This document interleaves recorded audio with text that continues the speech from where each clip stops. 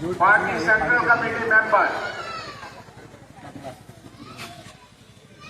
Comrade Suraj Pathan, উপস্থিত আছেন আমাদের জেলা কমিটির সদস্য comrade Khudidas, comrade Ganesh da, area কমিটির সব কমরেডরাই এখানে ছিলেন। আজকে আমাদের আরো একটি নাগরিক সভা ওয়ার্ড নম্বর 42-এ হচ্ছে, সেখানে অনেক কমরেড চলে গেছে।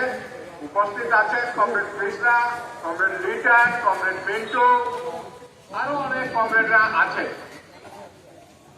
আমাদের পার্টি সিপিআইএম, আমরা প্রথমেই এই 200 পরিবার ওয়ার্ড নম্বর 42 থেকে সিপিআইএম এ আপনারা সিপিআইএম এর ঝান্ডা ধরেছেন। সিপিআইএম কে আবার সিপিআইএম এর ঝান্ডা নিয়ে আবার লড়াই সংগ্রামের সংকল্প নিচ্ছেন। সেই সকল কমরেডদেরকে আমি লাল সালাম জানাচ্ছি, পার্টির পক্ষ থেকে লাল সালাম জানাচ্ছি, আপনাদেরকে স্বাগত জানাচ্ছি সিপিআইএম এ। সিপিআইএম পার্টি হলো আপনাদের পার্টি, সাধারণ মানুষের পার্টি।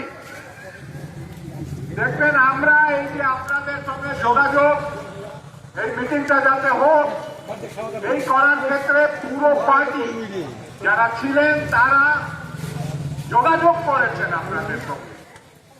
আমাদের একজন কমরেড সে খুব গুরুত্বপূর্ণ ভূমিকা নিয়েছে যাতে সবাইকে একসঙ্গে একজোট করা যায়। কেউ পর্দার সামনে কাজ করে, কেউ পর্দার পিছনে কাজ করে, সবাই মিলেই আজকে আমরা একটা এরকম কর্মসূচি আমরা নিতে পেরেছি। শিলিগুড়ি মিউনিসিপাল কর্পোরেশন, তার আগে যদি আমরা দেখি এই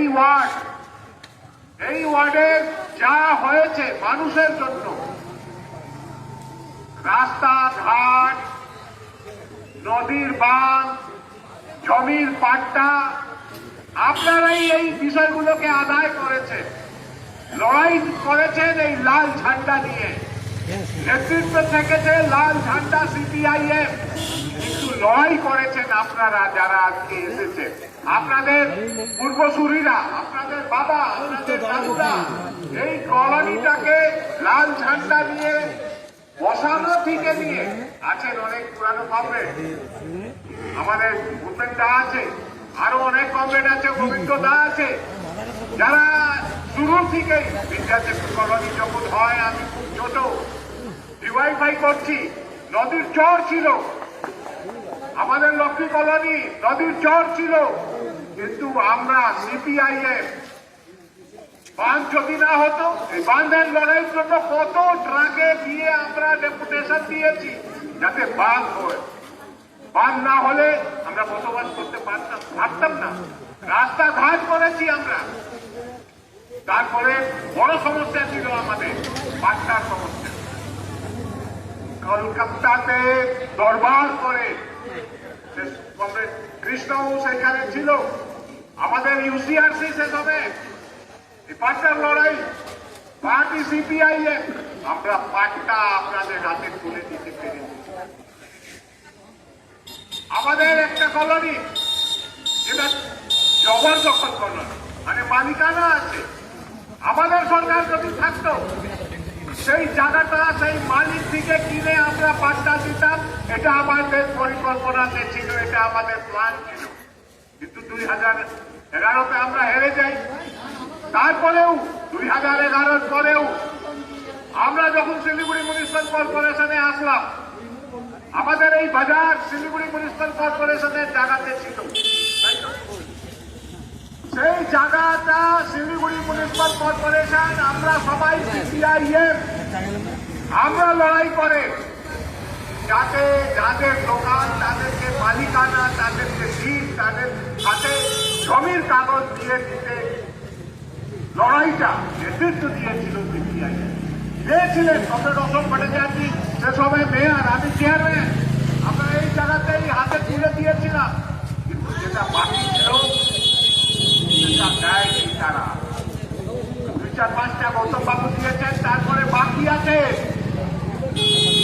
যিনি কাউন্সিলর ছিলেন তৃণমূল কংগ্রেসে, তিনি প্রতিশ্রুতি দিয়েছেন বারবার বলেছেন মানুষকে না দেওয়া হবে দেওয়া হবে দেওয়া হবে, তারা পায় এখনো পর্যন্ত না, 15-25 না বাকি আছে।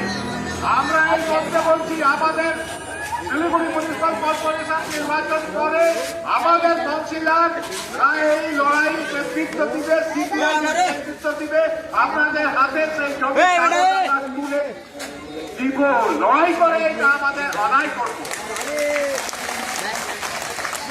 আমরা গরিব মানুষের পার্টি, আমাদের দায়বদ্ধ মানুষের জন্য কাজ করার জন্য।